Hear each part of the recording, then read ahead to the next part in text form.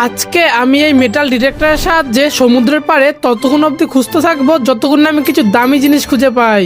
ও মাই god, ও ভাই sub.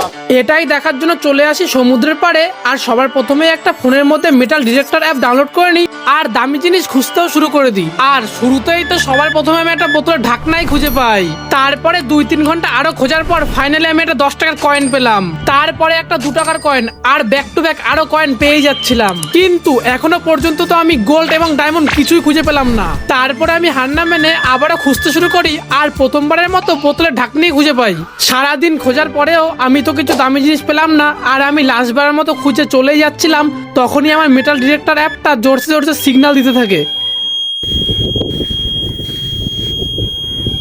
ও মাই god, ও ভাই sub. Finally আমি এতক্ষণ খোঁজার পরে একটা ভাঙা ফোন পেলাম। এবার এই ফোনটা আমি রিকভারি করে বিক্রি করে কত টাকা ইনকাম করলাম সেটার পার্ট 2 দেখতে হলে সাবস্ক্রাইব করো চ্যানেলটা।